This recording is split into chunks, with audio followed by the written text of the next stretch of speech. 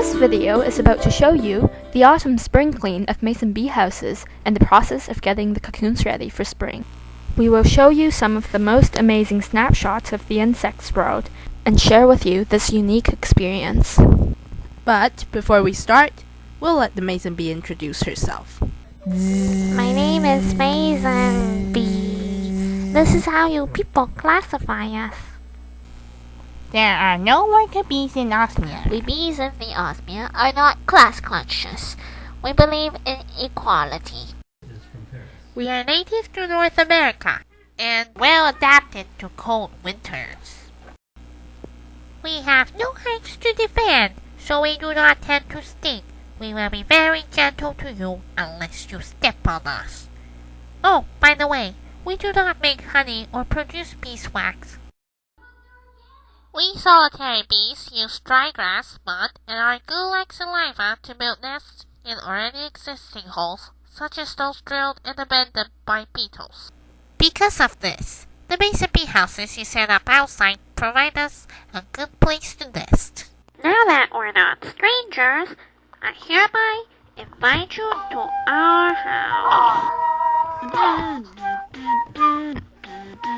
Why clean the mason bee house? First of all, the unnatural high concentration of bee population can lead to a rapid widespread of disease. Secondly, we want to get rid of unwanted pollen mites and wasps. Thirdly, mason bees prefer to nest in holes that are clean and free of old cocoons, dirt partitions. And finally, this is a good chance to observe and learn more about mason bees through hands-on experiences.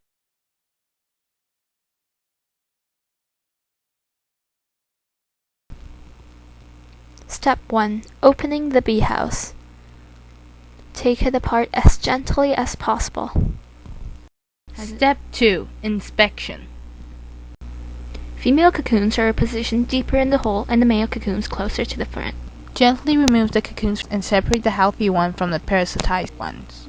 Try not to take too long, especially when this is done after December. Because after December, the bees inside the cocoons are fully developed and will emerge in less than 24 hours at room temperature. Pollen lump is prepared by the female bee for its egg. Male cocoons are smaller in size than the female cocoons. Step 3. Bath the cocoons. Now we want to wash off the pollen mites, dirt, and other contaminants on the cocoons. Soak the cocoons in water. You may also choose to repeat the step in weak bleach solution. Don't worry, our cocoons are waterproof. Step 4. Drying. Dry the cocoons on paper towel. Any moisture may result in the formation of mold, which can be deadly to the bees. Have you ever seen mites under a microscope?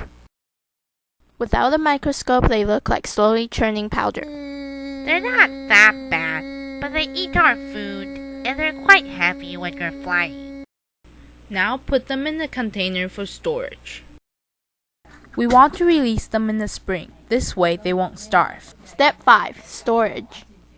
Bees are cold-blooded. If the temperature around them gets warm enough, they will chew out their cocoons. We want the bees to wait till spring, so we will have to store them somewhere cool and let them think it's still winter. How do you know it's the right time for the bees to come out? Well, listen carefully. Imagine the bees visiting 17 flowers a minute within a radius of 100 meters from the bee house. If the surrounding allows them to do that, you know it's time to let them take the sky.